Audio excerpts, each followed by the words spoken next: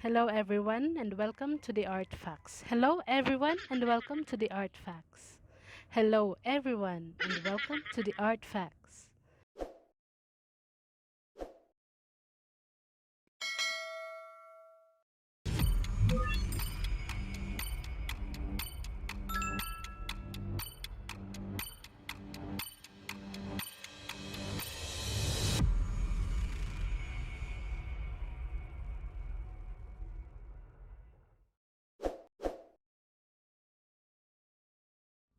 If you want to be a home-based graphic designer like me, there are certain things you have to set in mind if you want to start with your own home-based job.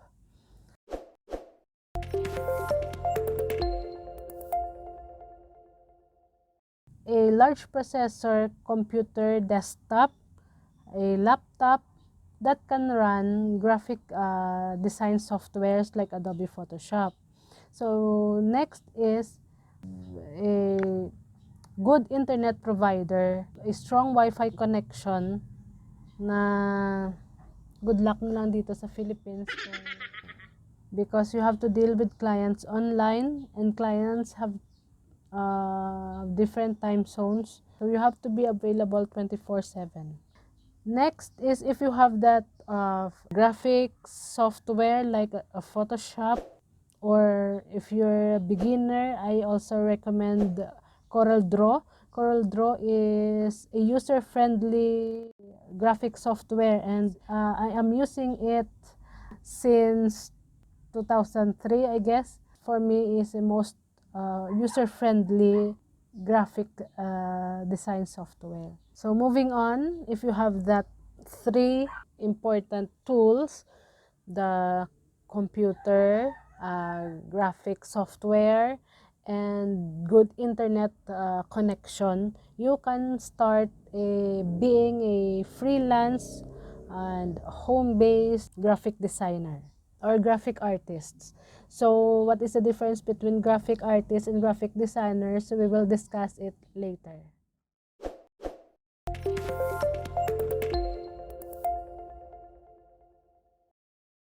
Next step is you have to search for websites that offer jobs or freelance jobs, no, especially for us graphic designers.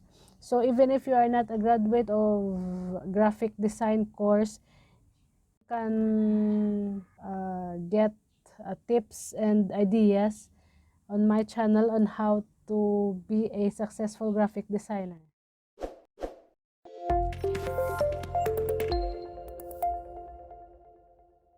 Here are some of the graphic design sites you can search on.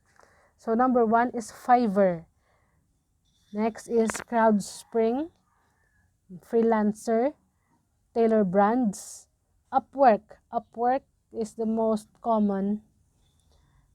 99 Design, Design Crowd, Design Hill, which I used to work with up until now. Freelance Logo Design, 48 Hours Logo. 48 Hours Logo is where I also work since 2010. Next is Logo Design Guru, Guerra Creativa, Logo Tournament. Logo Tournament is very popular in 2008, and most of my fellow graphic designers are working there. Hatchwise and Zillion Designs. So apart from this that I have said, there are so many sites that you can search on the logo, and you will just try to search for whatever suits you, because there is a instructions that you have to comply. Okay? One instruction you have to comply is you have to have a portfolio. Portfolio is a compilation of your artworks. Clients will look at your portfolio, and based on that portfolio, they will base your personality, ika nga, a good one, and then present it to the client. You have to save it on your Google Drive, or you have to make a link no? So sa next topic, I will teach you how to make a portfolio online.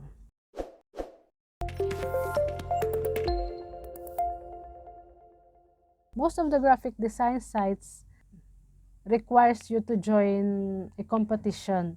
So meaning you are not hired one-on-one, but you are hired being a competitor of any other designers.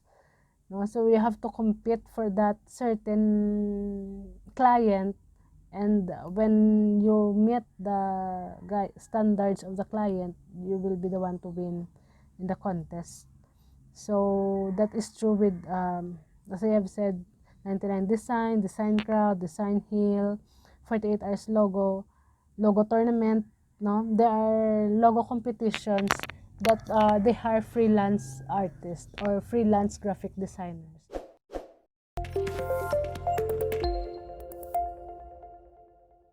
If you already fill up your application form in that site, you have to wait for their verification if natanggap ka or hindi. Most of the time, logo sites will reply to you 48 hours or most is 1 week. So if you don't get any mail after 1 week, try another site. Okay, so don't lose hope. Just keep on finding a good company or good site for you. There are so many sites that you can apply to, so don't lose hope, because one of them will definitely see your portfolio. So let's say you've been accepted to one of the logo sites. What is the next step?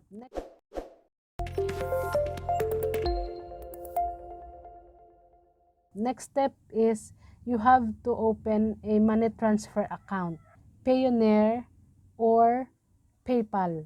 The most common money transfer account or money transfer site is PayPal.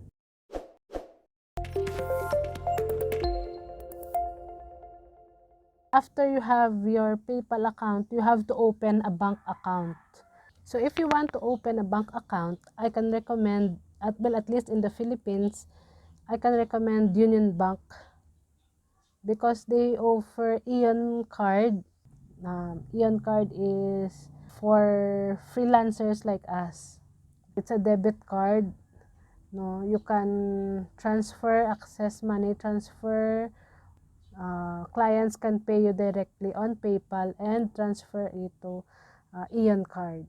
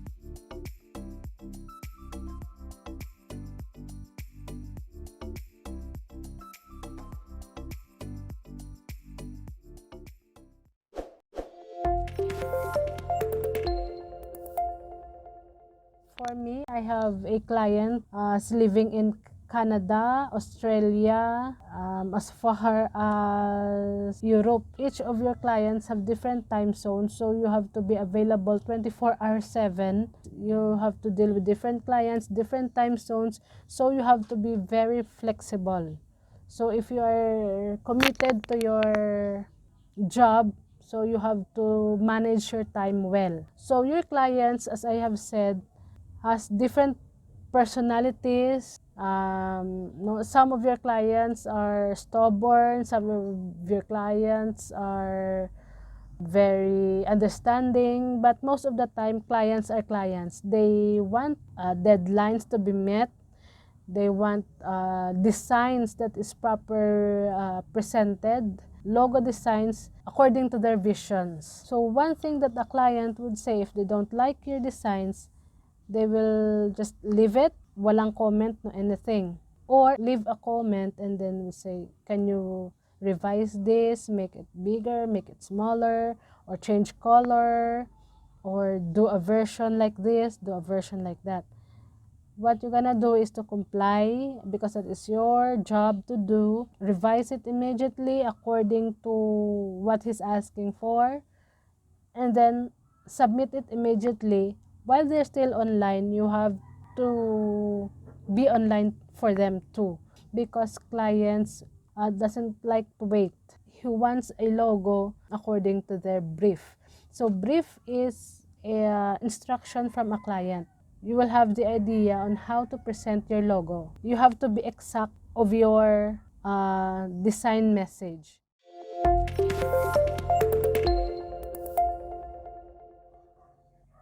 So guys, I hope you have learned something on our first ever sit down vlogs.